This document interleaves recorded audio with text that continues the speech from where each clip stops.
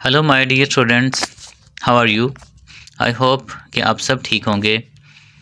Students, मैं हूं फाइक अहमद और आप देख रहे हैं मेरा यूट्यूब चैनल जिसमें हम statistics intermediate Punjab text book board के क्वेश्चंस कर रहे हैं। पार्ट 2 के सेकंड ईयर के एक्सरसाइज 14.2 हम कर रहे हैं जिसमें कोरिलेशन कोफिशिएंट्स फाइंड कर रहे हैं।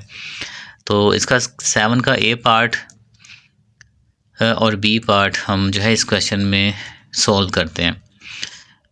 ठीक है, तो स्टेटमेंट देख लें। क्या ए पार्ट में कह रहा है interpret the meaning when R is equals to -1, R is equals to 0 and R is equals to 1। तो कहते हैं इनका मतलब क्या है।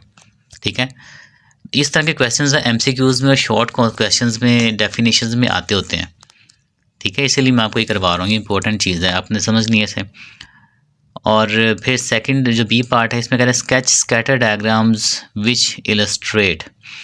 तो ये हमें बताया है कि पॉजिटिव लीनियर कोरिलेशन की डायग्राम बनाएं, परफेक्ट पॉजिटिव लीनियर कोरिलेशन की बनाएं, इसी तरह negative linear correlation, perfect negative linear correlation, और 5 पे है नो कोरिलेशन या इंडिपेंडेंट कोरिलेशन भी कहते हैं इसको, बिटवीन एक्स एंड वाई। तो पेपर में आपको एक डायग्राम दी जा सकती है और आपसे पूछा जा सकता है कि हमें बताएं कि ये पॉजिटिव कोरिलेशन है या नेगेटिव कोरिलेशन है। तो ऐसी चीज़ें जो एमसीक्यूज़ में आ सकती होती हैं, इसीलिए क्वेश्चन आप समझिए अच्छी तरह से। तो चलें इसको सॉल्व करते हैं जी स्टूडेंट्स। तो सोल्यूशन में आगे हैं। क्वेश्चन बहुत ईजी सा है, ठीक है, इसमें मुश्किल चीज़ कोई भी नहीं है, बस हमने इनके मीनिंग्स बताने हैं। कि क्वेश्चन में बाज़ दफ़ा जब हम न्यूमेरिकल करते हैं ना तो हमारा आर बाज़ दफ़ा माइनस में आता है। ठीक है, बाज़ दफ़ा माइनस में आ रहा होता है, बाज़ दफ़ा प्लस में आ रहा होता है, समटाइम्स बिल्कुल ज़ीरो भी हो जाता है। तो जैसे कि आपको पता है कि कोरिलेशन दो वेरिएबल्स के दरमियान जो रिलेशन होता है उसकी स्ट्रेंथ को ज़ाहिर करता है। अगर तो वो स्ट्रेंथ ज़ीरो हो जाए, इट मीन्स ये स्ट्रेंथ ज़ीरो है, तो हम कह देंगे उन दोनों के दरमियान कोई है ही नहीं रिलेशन, क्योंकि उनकी जो आर हमारा निकल रहा है न्यूमेरिकली वो ज़ीरो आ रहा है। तो हम इसको कह देंगे कि no correlation, simple. R is equal to 0 जब भी निकलता है तो दो वेरिएबल्स जो होते हैं, चाहे वो एक्स एंड वाई हैं, चाहे वो कोई और हैं, उनके दरमियान कोई भी कोरिलेशन पाया ही नहीं जाता। ठीक है, या हम उनको ये कह देते हैं कि इनके दरमियान जो कोरिलेशन है, यानी कि ये जो वेरिएबल्स हैं एक्स या वाई, वो इंडिपेंडेंट हैं, वो आज़ाद हैं, वो एक दूसरे को अफेक्ट ही नहीं कर रहे। ठीक है, इंडिपेंडेंट, वो दोनों वेरिएबल्स इंडिपेंडेंट है। तो इस r इज इक्वल टू 0 के दो ही मतलब निकल सकते हैं। ठीक है, अच्छा, अगर r वो रिलेशन, वो कोरिलेशन अगर वो -1 हो तो हम उसे कहेंगे कि वो उनके दरमियान जो कोरिलेशन है वो परफेक्ट नेगेटिव है।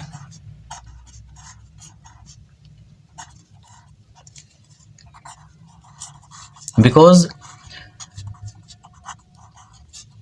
ये जो कोरिलेशन होता है, ठीक है, और इसकी एक रेंज होती है। मैं आपको यहाँ पे बताता हूँ कि जो कोरिलेशन होता है दो वैल्यूज़ का, वो उसकी एक रेंज होती है, वो होती है -1 से लेके वो +1 के दरमियान में रहता है। ठीक है, कोरिलेशन की जो वैल्यूज़ की रेंज होती है वो इन दो वैल्यूज़ के सेंटर में रहता है। ना तो -1 से जाएगा आगे, ना ही +1 से आगे जाएगा। ठीक है, पॉजिटिव साइड पे जाएगा तो 1 तक जाएगा, 1 से बड़ा नहीं होगा। नेगेटिव साइड पे जाएगा, ठीक है, तो -1 से मज़ीद जो है ना वो बड़ी वैल्यू नहीं आएगी, -1 तक ही रहेगा, या इनके दोनों के सेंटर में रहेगा। इसलिए अगर तो वो -1 आ जाए तो हम उसको कहेंगे परफेक्ट नेगेटिव है। अगर वो -1 नहीं आ रहा, लाइक के जैसे कि लास्ट क्वेश्चन में हमने देखा था, आर हमारा आ रहा था -0.92। देखें तो ये -1 नहीं है ना, लेकिन है नेगेटिव। माइनस हमें बता रहा है कि कोरिलेशन नेगेटिव है, बट वो परफेक्ट नेगेटिव नहीं है। मीन्स कि वो अपने बिल्कुल उस लिमिट पे नहीं गया, नेगेटिव साइड पे जो उसकी लिमिट है। ठीक है, एंड लिमिट है ये नेगेटिव, इसको हम जस्ट नेगेटिव कहेंगे, नेगेटिव कोरिलेशन।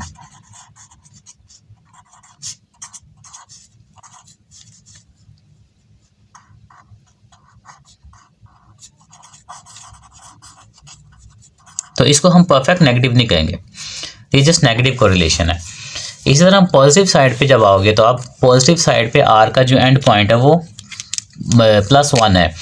तो जब वो r इज इक्वल टू बिल्कुल 1 आ जाए तो उसको हम कह देंगे कि ये परफेक्ट पॉजिटिव है।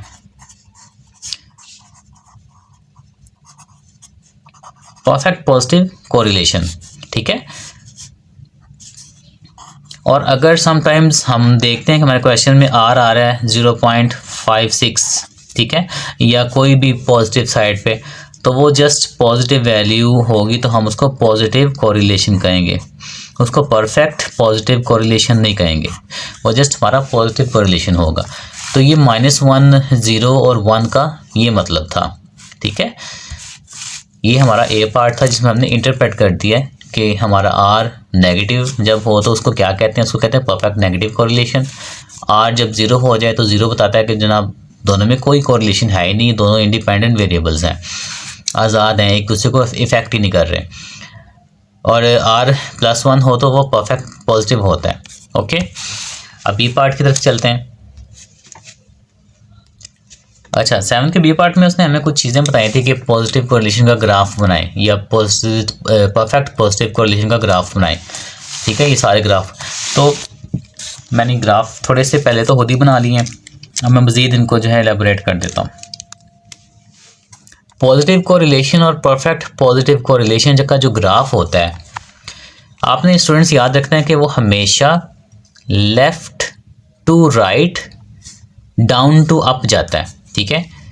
देखें ये लेफ़्ट है और ये राइट है, इस तरह ये डाउन है, ये अप है, तो ये ग्राफ हमेशा left to right, down to up जाएगा, परफेक्ट पॉजिटिव भी और पॉजिटिव भी। तो इन दोनों में डिफरेंस क्या होगा?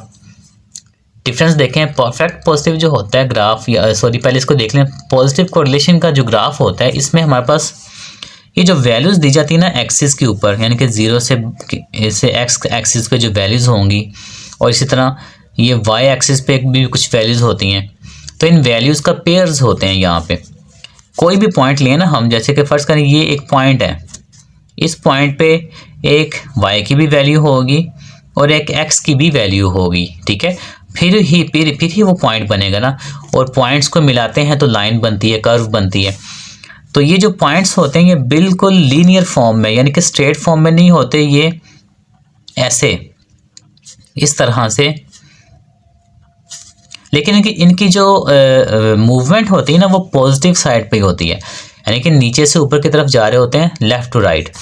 तो ये ग्राफ अगर हम देखें तो ये इस शेप का भी हो सकता है, होता वो पॉजिटिव ही है, ठीक है, ऊपर से नीचे से ऊपर ही जा रहा है, बट वो जो पेयर्स बन रहे हैं, इसका एक पेयर ये है, देखें, ठीक है, एक पेयर हमारे पास ये है, एक ये पेयर है, इस लाइन पे भी पेयर है।